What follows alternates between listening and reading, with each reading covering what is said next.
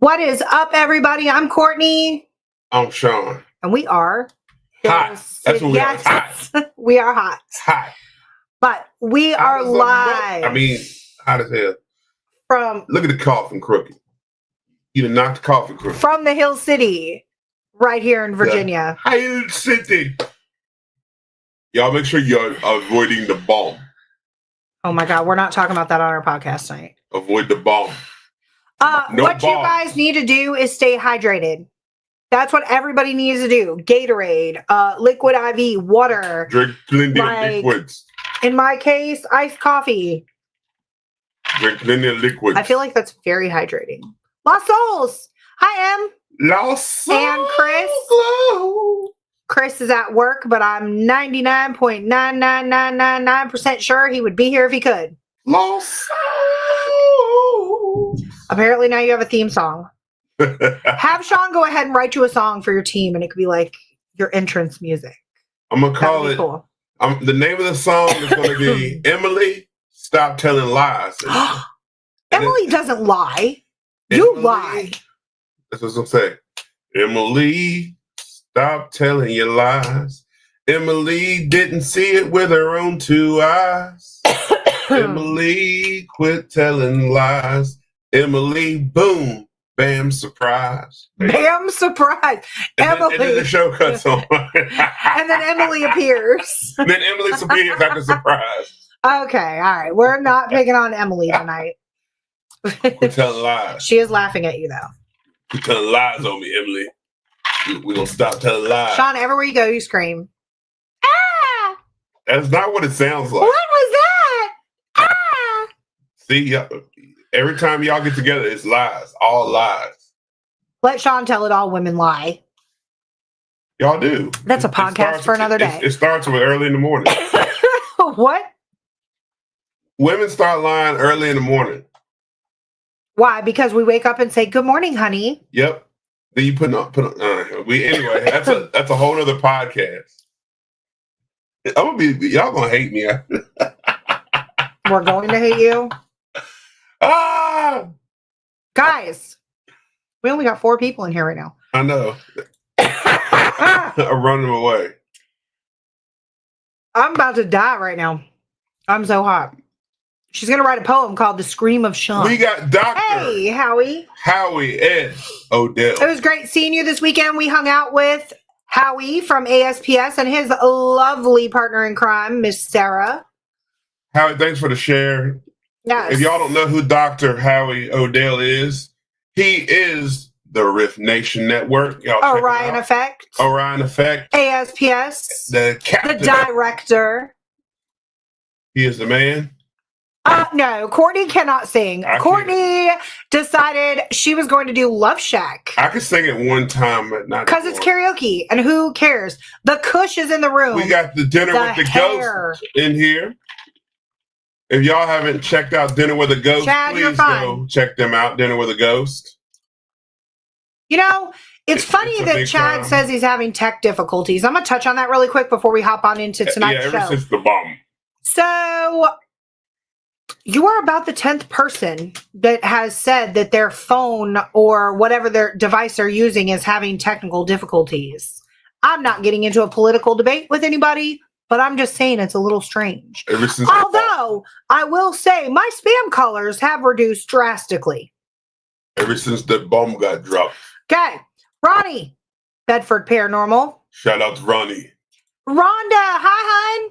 Hello, Rhonda. Psychic medium Rhonda Harris, also with I hope you the freaking awesome paranormal show and the Orion Effect. I hope you feel better, Rhonda. Sam from Wyoming. Sam. Howie, we do a little going to be letting here. Off bombs. Yes, we have a very we have a very quick, private, illegal fireworks show in our backyard. It's a very good fireworks. All right. Oh, cool, John. I hope it all goes great. I hope you get all the ghosts. Ronnie said bomb is good. September 26th, the Academy at Gettysburg, Dinner with a Ghost. Thank you. Y'all need to sign up. be there, be square. No It's a great technically event. straight up low and no signal. Yes, Howie, I have heard that. So I was talking to the owner of the Rainworth Lodge actually earlier, and he said that Gettysburg has been in and out of power for the past 24 hours. Oh, yeah, I need to share that flyer out. Like whole power grid out. John, I got you. I'm going to share that flyer out for you. Poor You did cellular something. signal and things like that. Hey, Amy with Jinkies Paranormal. All right.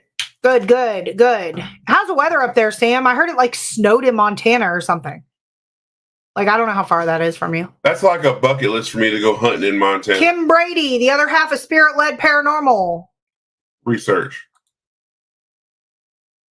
I feel so much better. Voice is still a little wrecked, but back to normal. Rhonda, I'm really glad to hear that. Rhonda handled that comeback like a boss, too. I saw your comeback show, Rhonda. I didn't get to stay long because I was driving.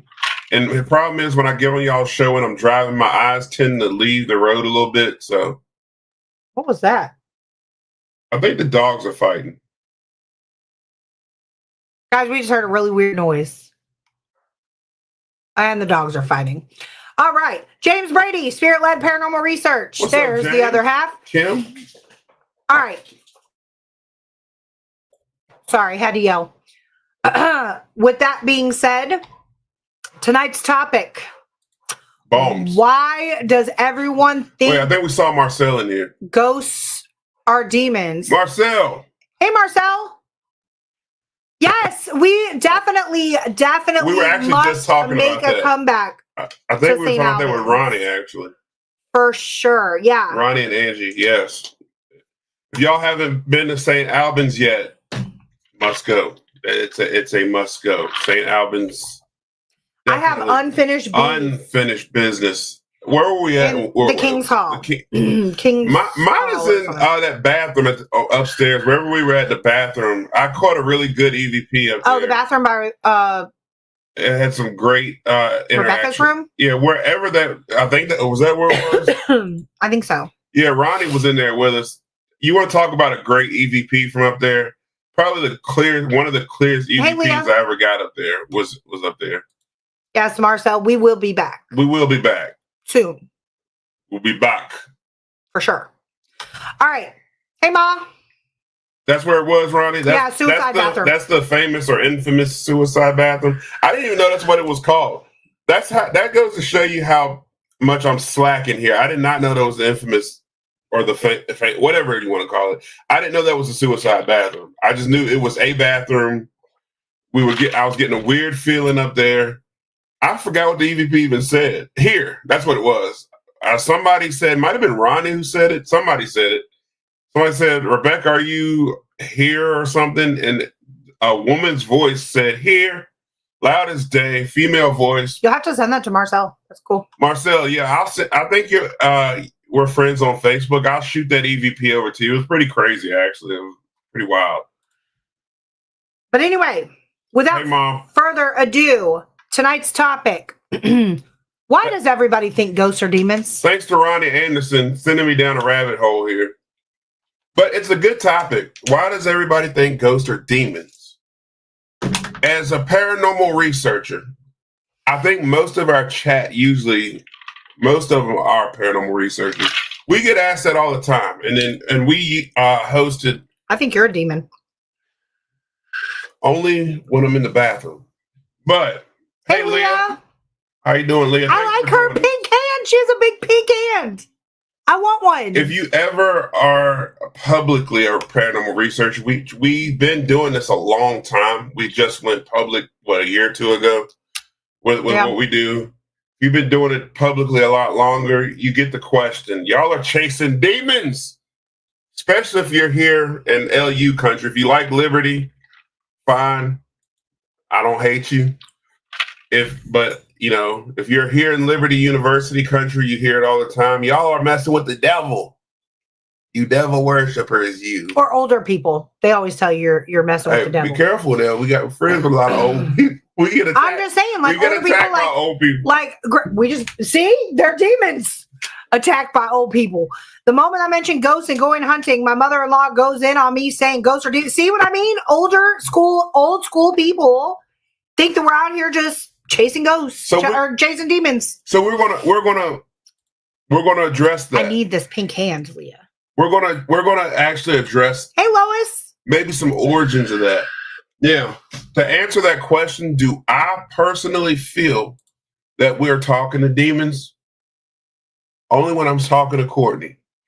That's the only time I personally feel like I'm talking to the devil or the demon. Michelle Wilfong with the haunted apartment. The haunted apartment is in the building. Thanks, Lois. If y'all haven't checked her series out, it's pretty damn interesting. So Ronnie says demon activity is very, very rare, not common around here.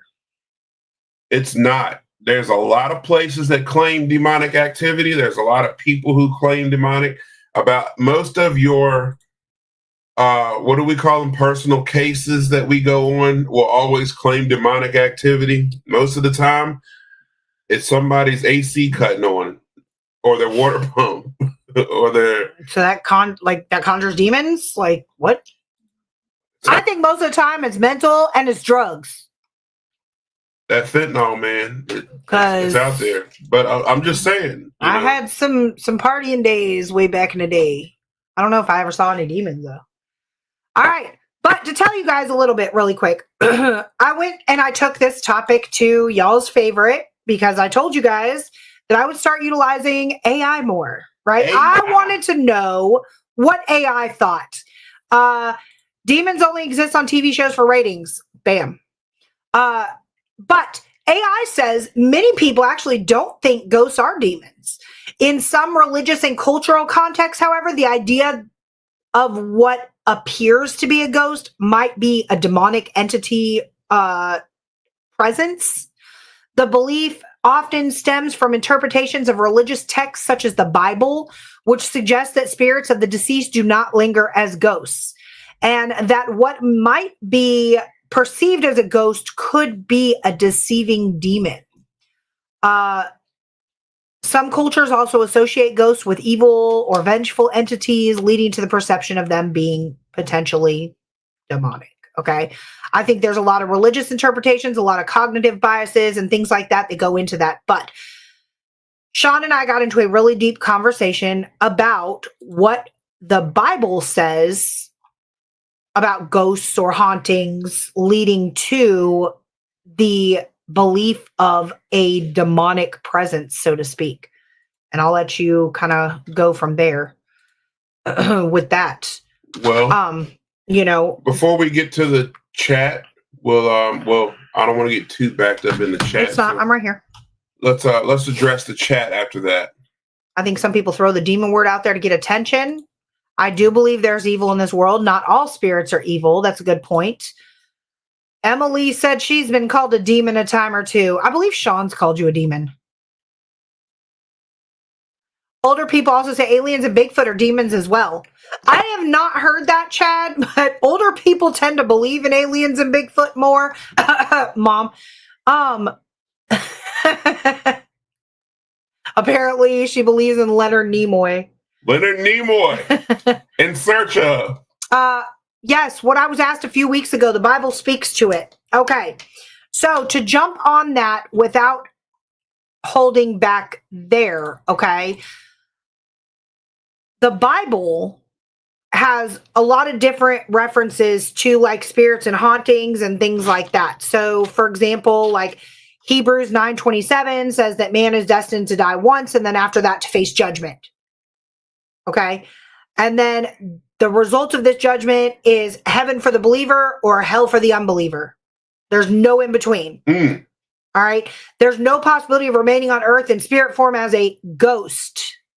According to the Bible, if there's such thing as ghosts, they absolutely cannot be the disembodied spirits of deceased human beings. So with that being said, and I put emphasis on that last part, they absolutely cannot be the disembodied spirit of a deceased human being. Ooh. So if that's the case, what is it? I guess it's a demon. I guess that makes it a demon, right? Hey, Ryan Jones from the Freaking Awesome Paranormal Show. Y'all check him out. He airs right after this show at 9 o'clock.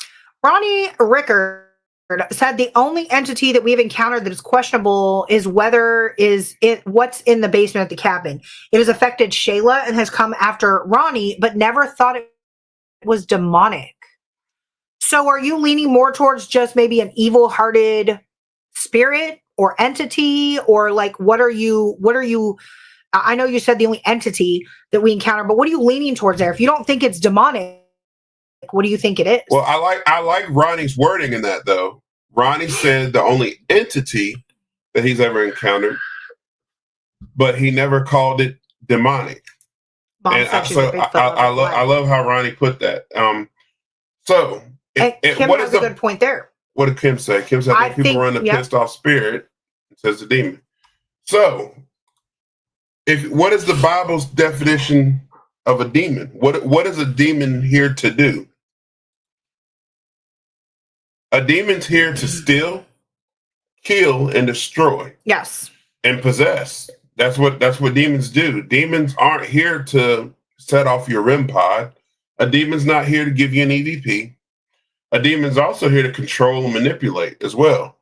So I will say that if what we were dealing with was not spirits, ghosts, or entities, as Ronnie, but I like that word. I love that word that Ronnie used. Then I would say if people would go by data and research and go by, God, I'm losing my words here. If people went by that, we'll just leave it at data and research. Then why aren't more teams and more ghost hunters getting destroyed, getting possessed? Why isn't possession? Why is it such a rare thing? I'm going to tell you why. Because interest in the paranormal is becoming more and more common. There's a lot of individuals and businesses that claim to be quote unquote ghost hunters who, for a certain price, I will rid your home of all the ghosts. Oh, all right. Psychics, seances, tarot cards, mediums are increasingly becoming a norm. And human beings are essentially innately aware of the spiritual world. Sadly, instead of seeking the truth about the spirit world by like communing with God, grounding yourself, becoming one with earth, etc., and doing research, many people allow themselves to be led astray by the spirit world. So the demons surely are laughing at the spiritual mass deception that exists in today's world. The funny thing is, I want to touch on what you said, because all this stuff is written in the Bible. There's actually an actual haunting that is recorded in the Bible, and it's found in Mark 5, verses 1 through 20. And basically, just to summarize it up, it's a legion of demons possessed a man. They used the man to haunt a graveyard. There were no ghosts involved. It was a case of a normal person being controlled by demons, and notice my air quotes, to terrorize the people that were in that area. But like Sean said, according to the Bible in John 10:10, demons only seek to destroy, kill, steal, and destroy.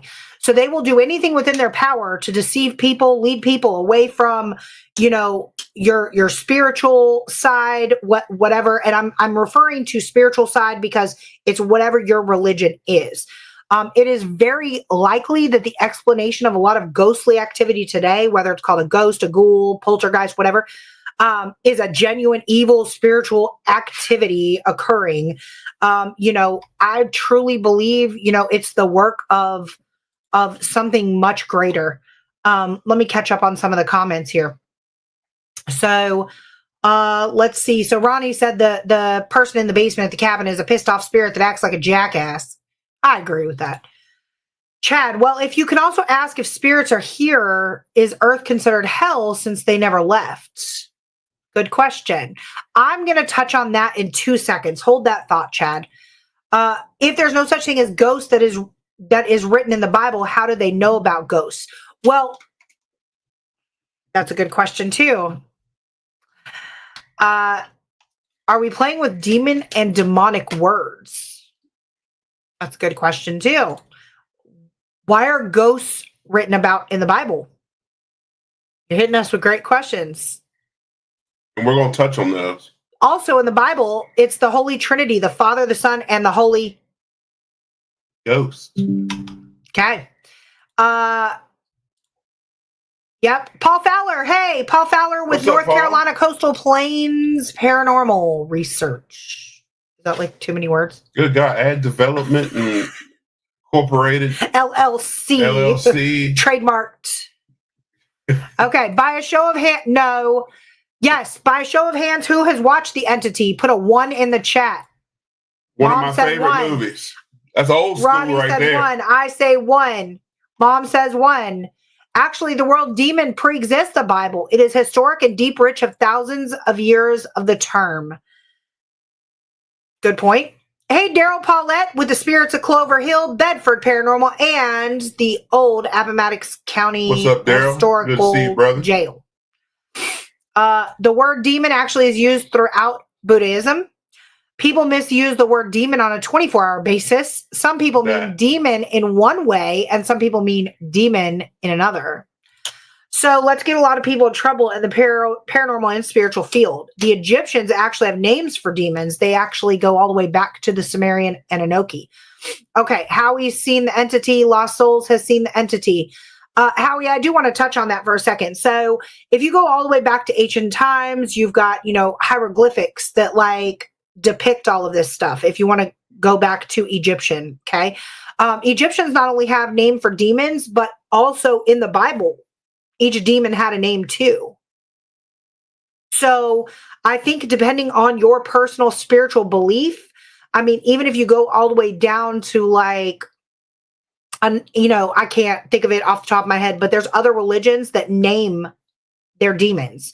And Catholicism. That's what I was just thinking. It was on the tip of my tongue. Sorry. So you've got, names for all these demons. And in order to successfully perform an exorcism and rid the physical body of a demonic possession, okay, they have to first identify the demon, call it out by name. And at that point, you've taken control and you can rid the physical being of this evil entity. How do we know that over time the Bible hasn't manipulated each time it's been written? Ronnie, we actually know that for a fact. At the end of the day, the Bible is an interpretation. All right. So I've asked myself this for many, many, many, many, many, many years. And at the end of the day, to summarize it up for those that may not know, some of you may know, but there was a gentleman who said that, God called upon him to go up on the mountain. You're at the top of the mountain. You're going to find these gold plates. He found these gold plates. They were written in a language he couldn't understand. He took them down to an interpreter.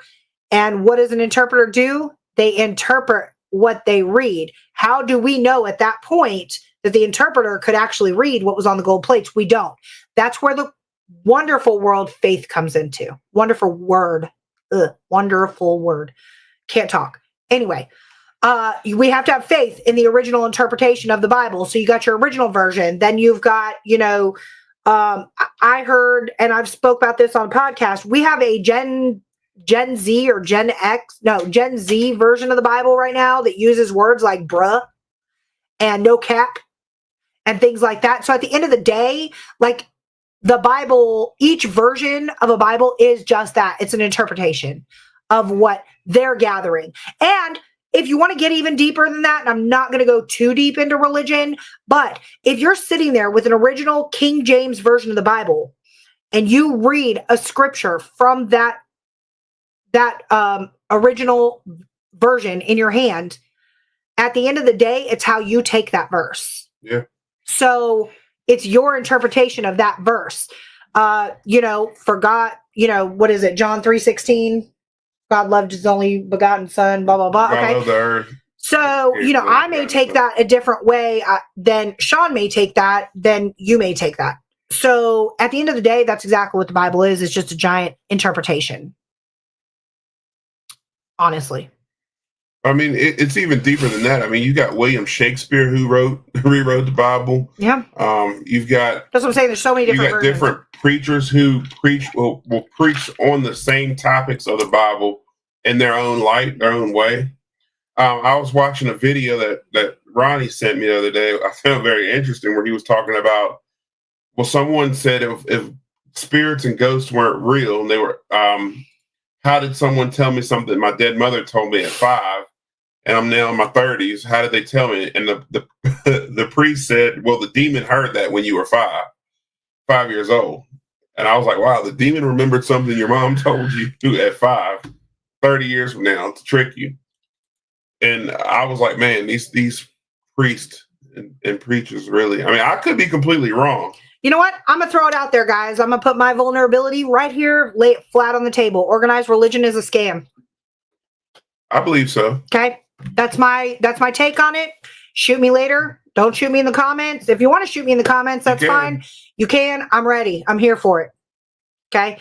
Organized religion is a scam. It has become a money pit. I believe that I can do the same thing right here in my living room on a Sunday morning at the same exact time that your pastor's sermon is being preached at the pulpit down the road and he's passing the collection plate. In my car. Okay? In my car, in with nature, wherever I may want to go and be one with my God. Now, we're not saying that your church is a scam. We're not saying Absolutely that not. your religion is a scam. We're And not you know what? down The cool on anybody's faith and the cool before part anybody about gets upset. The cool part about it is if you would ask me to like go to your church with you because it would mean something to you, like I would 10 out of 10 go. Like, why? Because I like to be educated. I like to get the word. I have a widget on my phone, not a Ouija, a widget. It's a widget on my phone. Gives me the daily Bible verse. I read it, I interpret it, I utilize it, I put it to work every day of my life. Again, how we just hit it, I was just about to say this. This was coming out of my mouth. I believe that Sundays should be used for family and fellowship. That's just what I truly believe. I believe that that's a day where you should be sitting down. Unfortunately, and we can go into a whole rabbit hole with conspiracy on, work is a scam too. I mean, you go to work and you're with your coworkers more than you are with your own family. And it's sad, but it's true. So you cram everything that you couldn't do Monday through Friday into Saturday and Sunday, and you just don't have time to fellowship with your friends or your family or whatever. But Paul said everybody needs something different to feel connected. If that is your thing, more power to you. I'm still going to love you the same today and tomorrow. Why? Because we live in a country that is so blessed with the ability of freedom. Freedom to practice whatever religion it is you choose to practice. Freedom of speech. Freedom. Okay? It'll be more authentic and sincere. Thank you, dear. You don't have to go to a house of God to worship the Lord and Savior. I agree. But I do want to touch on something you said. All right. And this is a question for you. Uh-oh. What about instances in which ghosts act in positive ways? What about like psychics who claim to summon the deceased and gain true and useful information from them? Like, again, it's definitely crucial to remember that the goal of demons is to deceive. But if the result is that people trust in a psychic medium instead of God, or instead of, say, their friend up the road, then a demon will be more than willing to reveal true information. How do you feel about that? Well, according to the Bible, Leviticus, if a person turns to mediums and necromancers, whoring. Lord have mercy. Now we're whoring and necromancing. I will set my face against that person and cut them off from people. Cut them off. Brandon Cooper. Hi, Brandon. Hey, Brandon. Thanks for joining us. Cut them off from people. Look at the words whoring after psychics. And mediums. Are you saying all psychic mediums are whores? So, that's according to the Bible. Biblical interpretation, people. Like, who came up with this? Go ahead. So that's according to the Bible. That's if you read the Bible according to and there's a lot of scripture according to the Bible. And again, this isn't a bash the Bible moment. We're talking about why people or Christians say that we're all chasing demons. But if you look at the Bible, it speaks very down on mediums, psychics, and this, that, and the third. However, I'm going to go down a rabbit hole again. A lot of people know psychics and mediums and are friends with them, and this, that, and the third. That's one of the biggest scams in history. A medium, tarot card reading. How do you get people's money? With the ability to tell them that they're going to win $1 million next week. And the biggest scam, if you look into Harry Houdini, everybody knows Houdini as a famous escape artist and magician. My biggest fascination with Houdini was his chase after trying to contact his mother and proving that mediums and psychics didn't exist. So, that's a very weird subject for me, but I do believe that some people have the gift of mediumship, if that's the correct word. I do, but some people do have that third eye that we talked about last week. It's opened a little bit more, who can talk to the other side and communicate a little bit better than I can. And again, if that whatever they're talking to is leading them in a positive way. There's been mediums who've helped cases get solved, murder cases. There's been mediums who've helped things. A demon's job, again, according to the Bible, is here to destroy, steal, kill. Then that would be false that we're talking to demons. And that's not my opinion. That's we're going by the Bible. If a medium contacted the dead, a ghost or a spirit or an entity, and that entity led them to something positive, that's not the demon's job. So then at that case, it can't all be demons that we're connecting with when we connect to the other side. Well, check this out. You just said ghost, demon, or entity. I'm sorry, ghost, spirit, or entity. So I didn't mean to say demon. Well, no. I mean, you could throw that in there too, because, I mean, what is it? We don't know. The fact of the matter is we have no idea. When we go on paranormal investigations, we have no idea what we're talking to or who or any of that. We don't know, what's coming through, like portal wise. We don't know if we're connecting with the other side. We don't know if it is somebody trying to mimic a deceased loved one. We, don't know. Carrie said there's a difference between a demon, a spirit, and an angel. So I did some research and I looked up just I started with something simple. What's the difference between a ghost and a spirit? You know what I'm saying? And then what's the difference between a ghost and a demon? Like, I needed to know these things. And so Sean brought up a good point. He's like, there is a difference between a ghost and a spirit. So it sparked a whole argument pre-podcast because I'm like, what do you mean? A ghost is a spirit? And he's like, no. So in your opinion, in the comments, is there a difference between a ghost and a spirit and a ghost and a demon? I would like to know your opinion before I let you know about my research. Positive, neutral, negative. Howie, look at spirits and or entities that come here or to you to help you, save you, enlighten us. See, Howie, that's the point right there. If the people who are pointing their finger at us is correct, the only thing we're communicating with are demons. Again, if they're using the Bible to back what they're saying, why aren't we all destroyed? Why aren't we all possessed? Why aren't we all stolen from? The key thing is, why aren't we all victims? Sam said it doesn't matter. It all scares her. We get startled from time to time. From time to time. Time to time. But yeah, I mean, a time or two. A lot of times, I think a lot of people get wrapped up in pointing and thumping scripture at us. but they don't exactly know the scripture that they're throwing at us. They go by, I heard. Well, I'm going to ruffle a little bit of feathers. Are you ready for these feathers to get ruffled? Well, this podcast, we try to keep it real, keep it 100. Raw and we real. keep it raw. Oh, baby, I like it All raw. right. I'm going to keep it ruffle raw. some feathers. I think a lot of people jump into being paranormal investigators without being versed on what the difference between a ghost, a spirit, and a demon is. I said it.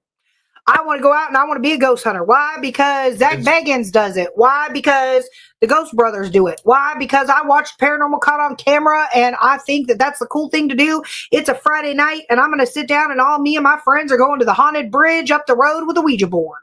That's what we're doing. Why? We've got a few drinks in our system and F it. It sounds like fun. It is so not that. Paranormal research, and I've talked about this on previous podcasts, there is a difference between a ghost hunter, a paranormal investigator, and a paranormal researcher. So you've got 3 steps to that. If you happen to possess all 3 of those qualities, I think that you are on an awesome path to many, many, many years of this hobby, so to speak. Okay, because that's what it is. It's a hobby. I think you have to have a little bit of ghost hunter in you in order to be an effective paranormal investigator. I think you have to be a little bit of a paranormal investigator in order to be a paranormal researcher. You know, I think that you do need to keep some fun in it. I think that a lot of the time there are some people that go out, not naming any names, so I'm just kidding. Don't kill me.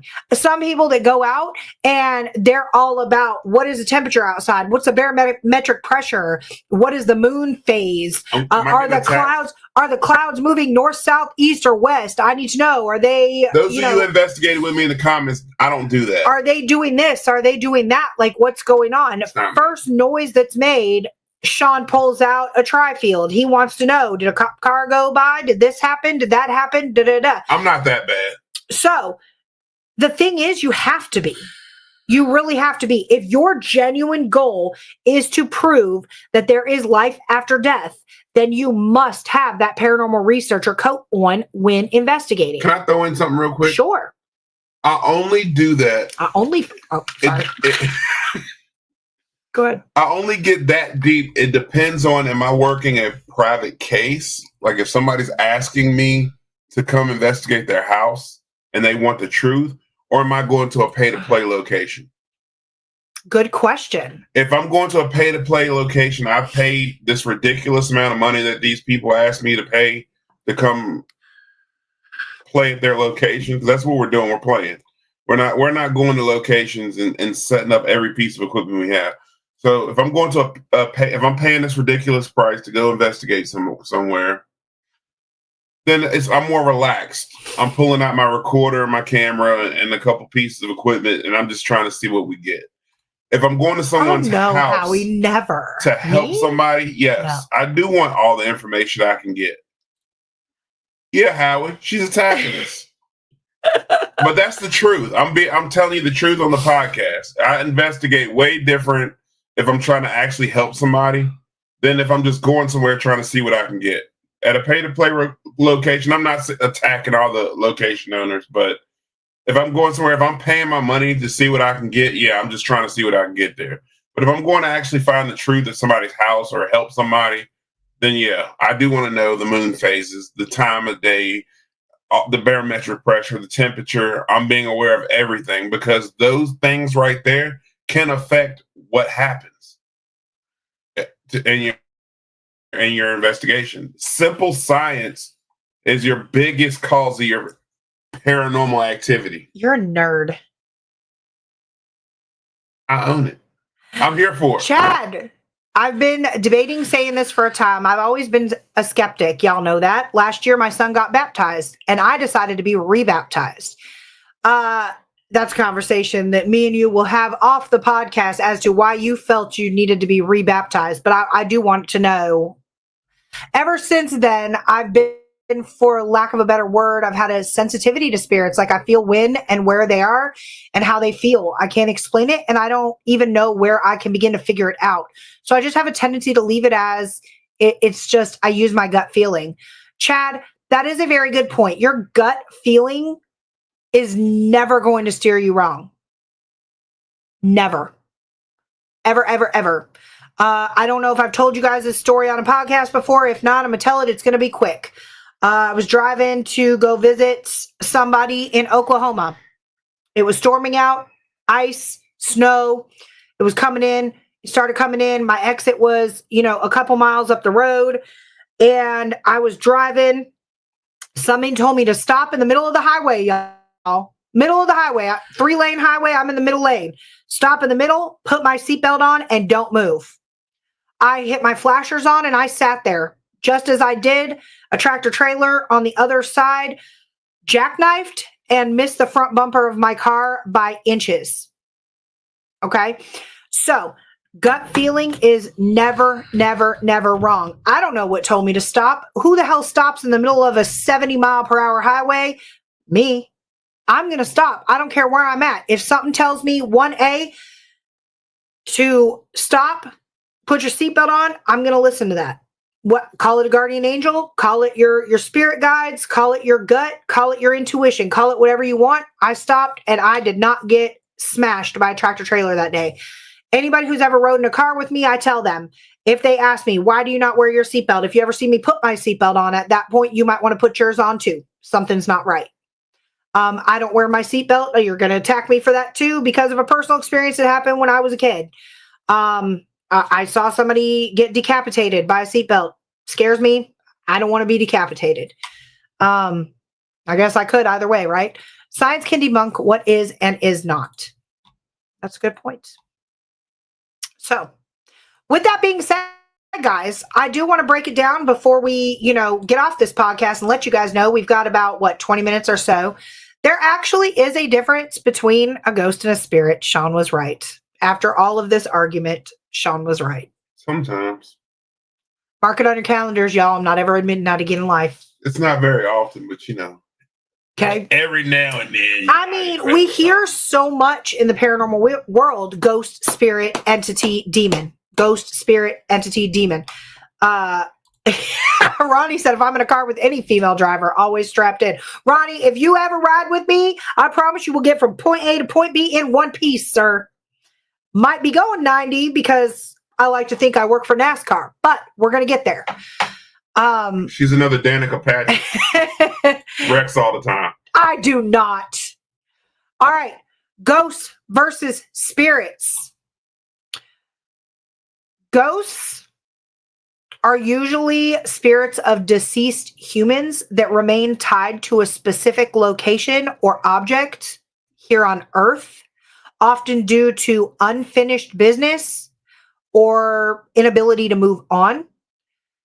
Spirits, on the other hand, are generally considered to be non-physical beings, the souls of the deceased that are set free to move between dimensions and can interact with the living.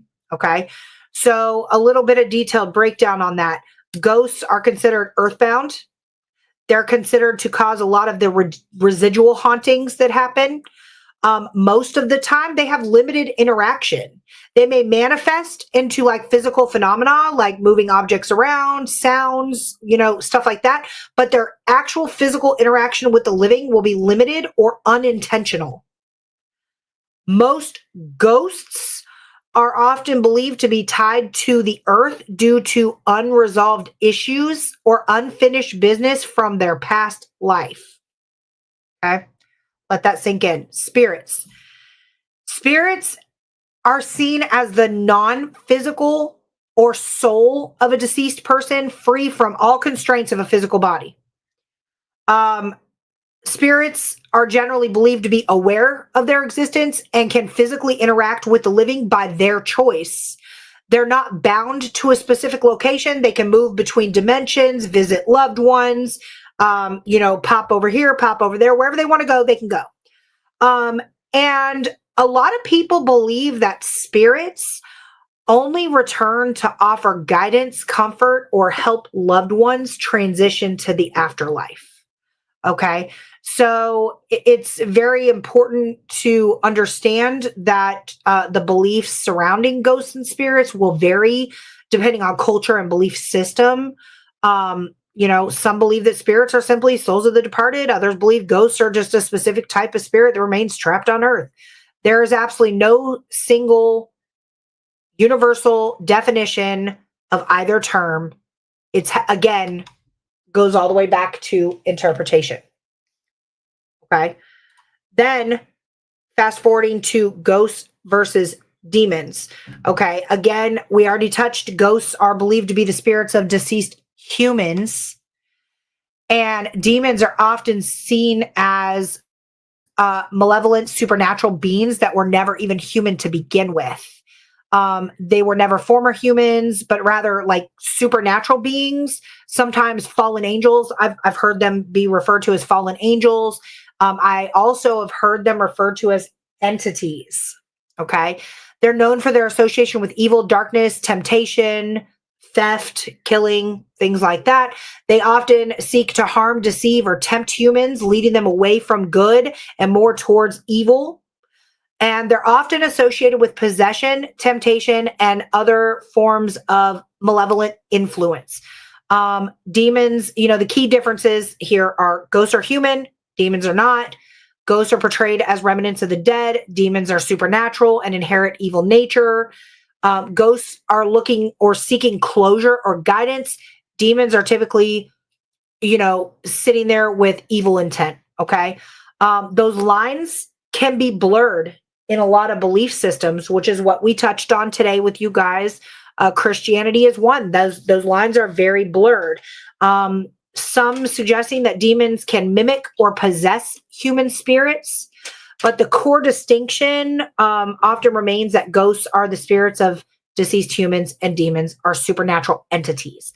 And that is what I'm going to say about that, because I have never heard a ghost or spirit be referred to as an entity, but I've heard of demons being referred to as entity.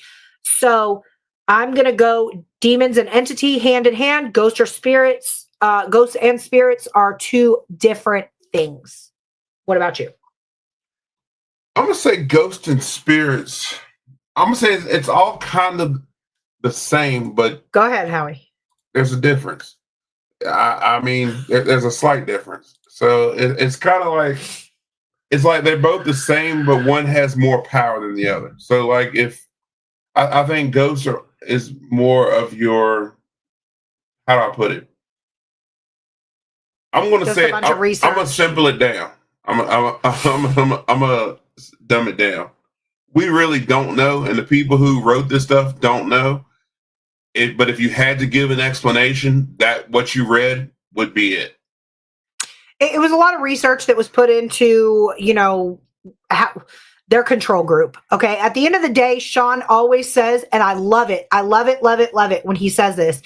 And again, another thing I'm never going to admit, right? Sean's right. The fact of the matter is this: statistics and research is only done through a small control group. So if I statistically say 20% of Americans believe that ghosts are human beings and 80% of Americans believe that they're not, did you interview the however many billion people are here in America, or did you interview 100 people? Because at that point, only 20 of them believe that ghosts are human beings or were human beings. So statistics are only as deep as the control group in which the research was conducted. All right, disclaimer. I did not write any of this, Ronnie. I'm not the expert that wrote any of this. This is just a lot of research that was done. And like I said, this is why I'm not a statistic-based person, because what I need to know. I need to know what your statistics are. Now, if you give me a statistic on X amount of people died from smoking cigarettes in the country in 2024, I'm going to be more apt to believe that, because a death certificate needs to be filed. Autopsies are performed. Most of the time, people that are going to die from things like that are in a medical facility. So this is recorded data of every person who died. At that point, then that statistic is going to stick more with me than, say, 20% of people believe that ghosts are earthbound human beings. it all goes to culture. I mean, like, again, when it comes to people who try to beat me up with the Bible, there's a lot of things in the Bible that people leave out, and again, it goes to interpretation. If you look at the first commandment, it says that thou shalt not put no God before me. Well, that means the way I was raised and taught by certain preachers and family was that you put cars, money, certain things like that as a God, putting that before your God. The way I've always interpreted it is there's multiple gods out there, and you shouldn't worship any other God besides the one that you're supposed to worship. So if I believe that there's multiple gods out there in the universe, that means there's multiple spirits, there's multiple cultures, there's multiple things, there's multiple demons. I shouldn't be worshiping any of them. I should be worshiping the one that I'm supposed to worship. Again, when you look at this stuff, we're all going to find out the truth one day. That's the truth. But for people who like to thump that Bible, and the reason why we're touching on this topic again, Ronnie Anderson and I, we talk all week long. We message each other a lot of controversial stuff. But when he and I talked on the phone, he said, one time somebody brought it to his attention, and he wasn't unsure how to feel or how to answer it. But people brought it to my attention as well. And when people start saying, how can you be a Christian and be a paranormal investigator? It's people. I want to throw this out here to everyone listening and anybody who might watch this video. A lot of Christians, and this is the problem I have with organized religion. Now, I want to throw it out here first. Am I a Christian guy? I like to think so. I pray every day. But what defines a Christian? What I was always taught, and again, my teachings may not agree with everyone else's, but I was always taught if you believe that Jesus died for your sins, that you were saved. That's what I was taught. If you believe that Jesus is your Savior, and that's who you pray to, and you believe He's the Son of God, that made you a Christian. So a Christian is someone who believes and follows Jesus Christ.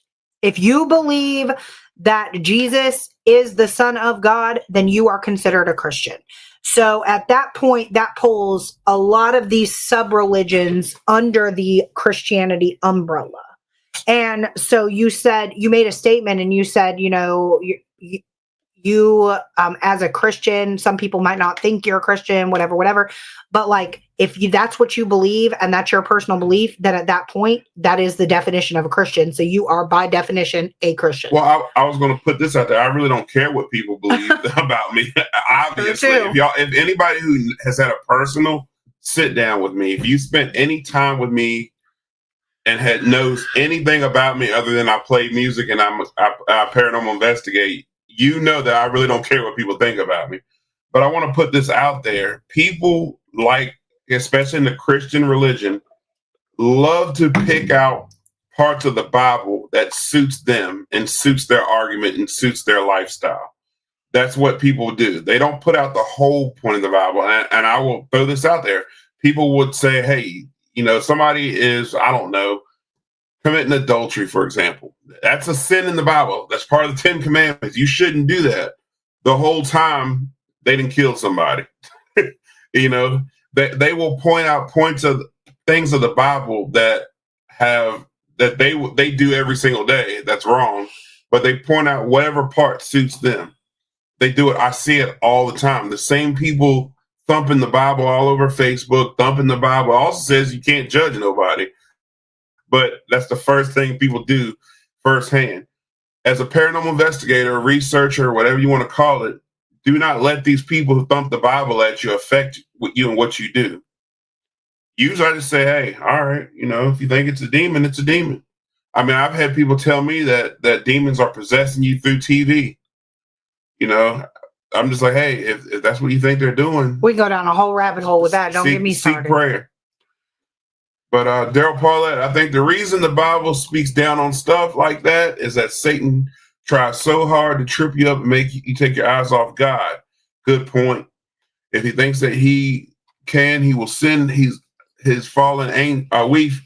His fallen angels. Okay. Clean glasses. I not even clean my glasses.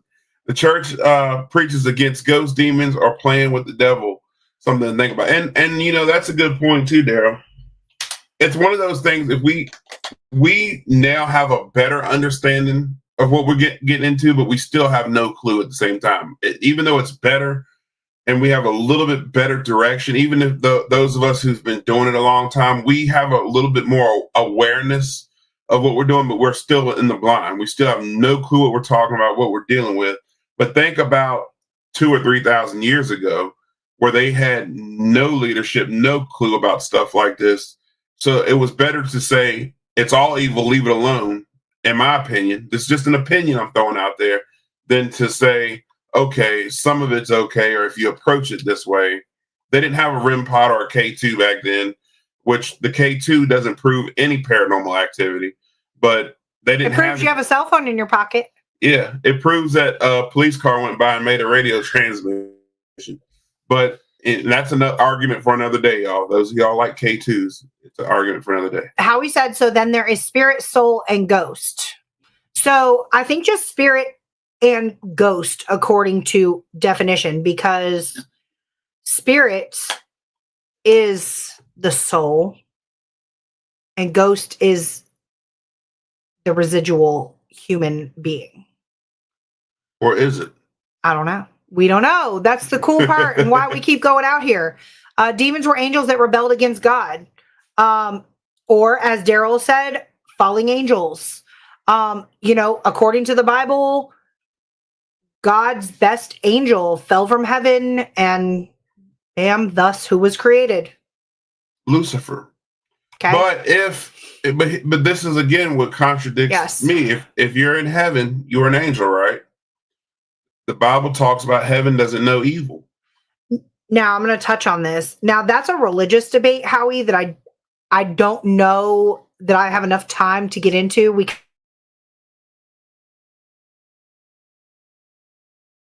I genuinely do not believe a demon can take the vessel of a newborn, and I'm going to tell you why. Demons like dirty. They like evil already. A newborn is too pure for a demon to possess. Now, I don't know if these movies about women giving birth to these little demon babies, I don't know. Now, these teenagers are evil, so they might be possessed. We don't know. I don't know about that one. I don't believe in that. I don't believe that a demon can take the vessel of a newborn. I believe a newborn is way too pure. They don't have the ability to think, speak, or anything on their own. Like they're solely 100% reliant on their mother. Like there's no outside influence for this newborn, like whatsoever. I just don't. That's a good topic for debate. I just don't. Ronnie Rickard, why couldn't a demon evolve out of a ghost of someone who lived an evil life, say like Jack the Ripper as an example? Or was Jack the Ripper already possessed by a demonic force that was using his body as a vessel? Well, you know, Ronnie, you bring up a really good point when you talk about stuff like that. And I've said this for so long. How many serial killer documentaries have you looked at where the serial killer in an interview seems like a very nice person, and they're telling you they're sorry. They're already going. They know they're going to the chair or the firing squad. They know they're getting put to death, and they're telling everybody sorry for what they did. They don't understand why they did it. It was just an urge they had. They don't even know where it came from. If you look at I don't know. I don't want to put these guys' names out there, but if you look at a lot of, I've been like, I don't know, because Miss Warno said I'd kill him again. Eileen, well, I'll put her out there. Eileen, she was, I don't know. She might have stayed possessed. She didn't give a shit. She didn't care. But like some of these, she didn't care. Some of these serial killers, if you watch like them up until they got put to death or whatever, they literally seem like the nicest people ever after they get put to death. They're always the suburban dad with like a perfect family and kids. That could have been a sign of demonic possession, and you don't see it. Again, they could have been living a very normal life, and then that demon starts speaking to them. I'm not saying that's what happened. I'm not blaming on that. However, Ronnie Rickard brings up a really good point about Jack the Ripper. You know, that could be a great example of demonic possession, because some of the stuff these serial killers do is not is we can say mental health. We could lean on the side of mental health, and we could say that's what's causing people to do stuff. But I don't know, man. Like some of the stuff that you read about these people do is very horrible and terrifying. Ronnie, unfortunately, Christians are probably the most judgmental people that I've ever met in my life. Like Sean likes to refer them to as Bible thumpers and stuff like that. I'm not talking about the Christians that when they find it in their heart to speak the word, they go out and they spread the word. I respect that 100%.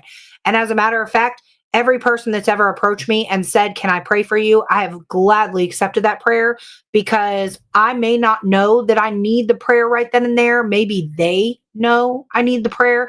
Maybe somebody spoke to them and said, "Go pray for this woman." So I accept prayer quite often, actually. And that's just, that's just my thing. But I've also been called a floozy and a hussy to my face by the most Christian woman out there and told I was going to hell and all kind of craziness before. So, I don't know. God can only forgive you a certain amount of times, just saying. I agree with that. Well, no, I don't agree with that, actually. I'm going to say I don't. And I'm going to tell you why. I was raised up to believe that God has like unlimited forgiveness for you.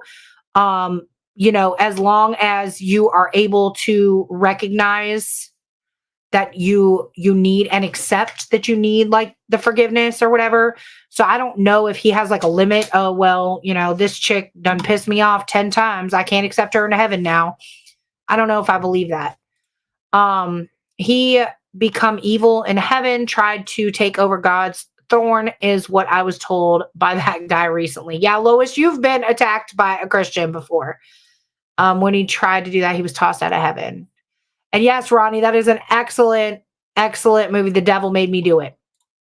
Or was it a series? I don't know. I don't remember. I watched it. And Debbie, I'm going to agree with this. There's an age of accountability. For example, a teen can make a choice.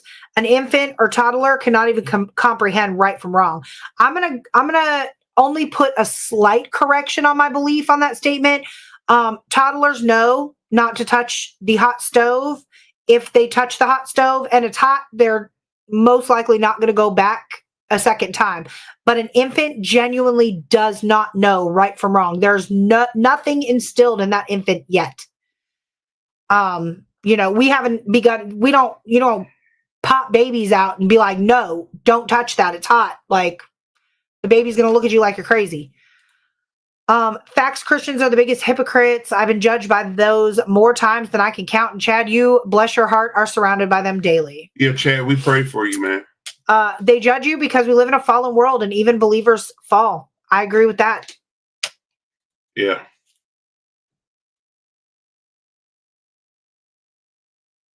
A hot stove is different than picking out a living religion. So I think we are kind of like talking more so, can like a devil take over the vessel of an infant or whatever? And I said no. And then you kind of took the words out of my mouth there when you said that an infant cannot comprehend right from wrong, but a toddler can. So at that point, can a toddler become a vessel for a demonic possession? I guess was the way I was going, not as far as picking out a religion. Like at the end of the day, I'm never going to sit down with any person, child, man, woman, anything and tell them you need to pick a religion. Like it's wherever your heart tells you to go, whatever your personal beliefs are. And 90% of us, I'm going to say probably 80. We started our religion when we were toddlers. I was going to say 80% of us, we tend to follow suit in how we were raised. So if we're raised going to a Catholic church every Sunday and we're raised Catholic, chances are we're going to grow up either 1A, believing Catholicism, or 2B, we're going to rebel it. Those are the two options. There's no gray area there.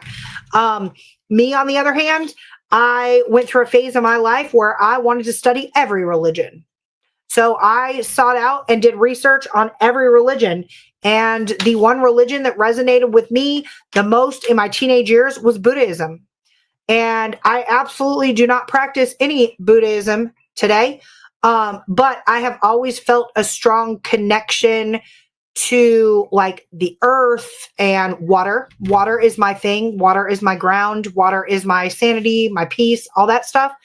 So, I mean, I don't think that I would ever sit down with any kid and be like, pick a religion. Like, I wouldn't do Well, that. I'll tell you, Like, religion, do whatever. religion itself is one of those things. Again, it's not a bad thing to learn other religions, though. Not, so I wouldn't say study, like where you have to go deep into knowing everything about it. But like, I'll give you an example: Islam. People think that all Muslims strap bombs Here we go. to each other. Where are my generals? And blow each other up. One of my best friends is a Muslim, and great guy. And most Muslims I've ever met are the most peaceful people you'll ever meet. If you watch the news long enough, you'll think different about them. Hey, Carl. So I mean, you're all right. We can always go back and watch. So I mean, it's that religion is definitely a very touchy subject. How many times, Sean? How many times have you been on stage on a Saturday night and be watching the drunks and see where they made it to church on Sunday, aiming toward the statement of a limit of forgiveness? Ronnie, yeah. But is it in the Bible that you can't drink? Absolutely not. Jesus turned water into wine. Wine is different than. And I even heard the drunkest I have ever been and the most hungover I have ever been is off a bottle of wine. Okay, but you're talking about a glass of wine versus drinking 20 beers, 10 shots, and then getting behind a car and driving home. Now, I don't agree with that. Now you just added a crime in the mix. So now at that point, you're adding in sin. I'm just saying, it's a whole different thing than having one glass of wine, because wine's actually good for you. It's good for your body. It's actually healthy. But what Ronnie's talking about is something completely different. But Ronnie, yes, I know what you're talking about. But we're going to wrap this show up. Again, I'm sure some people got offended. And I'm sorry if we offended. I'm sorry if you felt we were talking about we could sit here. That's an open-ended question, Carrie. Like, I could sit here. I'm actually not sorry. We keep this show very raw and real. Yeah. We keep our opinions out there. And they say who drank it. I can't honestly answer that because it's been I'm going to ask AI if Jesus drank wine. I feel like AI needs to answer this question so we can I can answer it for you. I'm sure a lot of people drank wine back then because it would have been deadly to drink water back in those days. Water was full of very nasty stuff in that time. There were no water purification stuff that they had back then. So I'm sure a lot of people drink water back then. I shouldn't have had to look this up, Debbie. That was dumb of me. I should not have had to look this up. The Last Supper, he drank wine. He shared his wine with his disciples. Yeah. So, I mean, water, I'm pretty sure none of them drank water. Water was used for other things back then. Carrie and I are reading the Quran to learn. Okay, that's good. See, I mean, The Quran's actually good. Absolutely am all for expanding knowledge at any cost. Carrie, overindulgence is a sin, no matter what it is. Opinion based. Like, I feel you. So, with that being said, guys, we're going to wrap this up. Everybody can hop on over to the freaking awesome paranormal show with Ryan Jones, Rhonda Harris, and their special guest tonight. You can find them on the Rift Nation Network. RNN. And until next Tuesday at 8 p.m., guys, keep it raw, keep it real, keep it spooky. That was a nice little exit. I like that. That was corny. Y'all see you on the other side. I'm Courtney. I'm Sean. Bye.